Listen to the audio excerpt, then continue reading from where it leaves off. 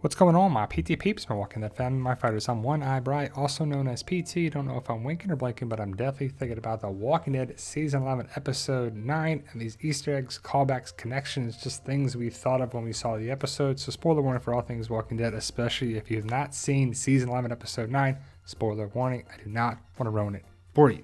Now, I see a lot of Easter eggs and callbacks from prior seasons of The Walking Dead in this episode. If you saw anything that I didn't, please let me know in the comments. Like, share, subscribe, all that good stuff. Thank you guys for watching either way. Now, No Other Way is Season 11, Episode 9. No Other Way. Season 6, Episode 9. No Way Out. A lot of similarities just in the titles, but also the bombs, the rockets, the explosions, the walkers, Alexandria being attacked by the walkers, just a lot of things. Oh yeah, this is basically an ancient rocket launcher. We saw a rocket launcher in 609. A lot of similarities in 1109 and 609, both great episodes. Now, it's pretty cool to see the arrows going into the walkers and then poof, the walkers exploding. Now, the walkers inside Alexandria in 1109, especially the way Lydia and Rosita are killing the walkers, reminded me a lot of 608 into 609 with all the walkers coming into Alexandria. Now, we didn't have someone scream. We kind of did. Deanna does in 608 when she doesn't take herself out. She takes out walkers. Diane kind of does a similar thing, but also Aaron, when he kills the walker, he's like, and takes out the walker in the basement. Now, the walkers in the water, the flooded basement, reminded me a lot of a prior season at the food pantry with Father Gabriel. It's not a similar thing, not the same thing by any means. It just reminded me a lot of that. How about you? Did you get any other previous season vibes from this episode? I know I did. But Aaron was definitely a badass in the episode, and I hope he continues on with that later on this season, part 2 and part 3. Now, this is obviously a red room. Red room. If you know this channel, you know our red theory. Red room, priest, Mancia, Father Gabriel talked. Didn't go so well, and then boop, stabbed. Father Gabriel kills Mancia in the red room. Foreshadowing, symbolism, either way, call me Gabriel. Pretty awesome stuff. And Gabriel's starting to shine more and more and more. That means he'll probably die this season, but we'll have to see. I love his face, his expression when he was like, can't we just get a second without any craziness? Now, the red wall there that's painted red with the bell and the sand to put out the fire, it was pretty cool. It was very smart by Negan. Negan is crafty. He uses the sand to throw at Carver and then hits him with the bell. Reminds me a lot of Negan fighting Rick in season 8. Just the cockiness of Negan, the cockiness of Carver. He's like, all right, come on, let's do this. You see a lot of similarities between this fight too. Negan was overconfident for sure. Look at this posturing when he's fighting Rick inside Alexandria. Dink, he gets hit with, I believe it's a bell. I could be wrong in season 8, episode 8, but are those two callbacks? Either way, Negan was knocked out. It was pretty awesome stuff. He gets up and escapes. Maybe he was just knocked down, but Carver was knocked out and Carver gets carved up. He doesn't make it out. Negan is very much alive. But the fact that we saw this weapon that this guy has, it's a mace. Is it the same exact one that Rick had? It would make sense that it was there in the Meridian because Maggie was there and maybe she took over the weapon. It's clearly the same weapon that Rick had in season 9, episode 1. It's probably the same prop that's used on the show, but could it be a similar, or is it the same one that Rick had? It's a nice callback either way. As soon as I saw it, I was like, hey, that's Rick's mace from season 9. Haven't seen it for a while. Like I said, Carver carved up by the comma. Pretty cool stuff. The Reapers are gone except for Leah. Now, Maggie is getting a lot of love, and people are saying she's the new badass character. She's always been a badass. So is Carol, so is Rosita, so are a lot of women on The Walking Dead. And there's a lot of people saying that they love Maggie now, which is great, and I know some people don't like her, but she's not messing around with the Reapers. She takes them all out except for Leah. Now, this isn't new. It's something she did before. She wasn't messing around with Gregory, and she was pushed to the limit, and you don't mess with Maggie, that's for sure. Now, she goes to check on Alden. She goes back to the same church, and I'm guessing that the Reapers were there because there is a zombified Walker Reaper that is walking around inside the church. So I guess Alden killed one of them before he turned, or was killed by the Reapers and then turned. So Alden didn't make it out. It's very sad, but we kind of expected it.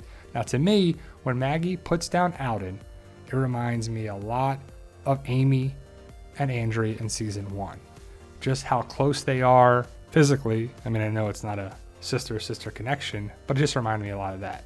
Also, the graves, I don't know who these other 3 graves are. Was it Maggie's people? I just don't know. But Maggie at Hilltop around Glenn and Abraham's graves reminded me a lot of that. It's also the cross with the branches, reminds me a lot of Carl's grave too. But Maggie at a grave, Negan overlooking. Negan was responsible for these 2 deaths. So I saw some similarities and connections.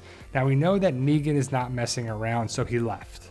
So I'm going to talk about Negan later on at the end of the video, so stay tuned and make sure you watch at the end. But Negan coming to the grave, checking on Maggie, talking to Maggie, he could have just left. He didn't have to say goodbye, right? But ultimately he left, and Maggie told everyone that Negan's gone.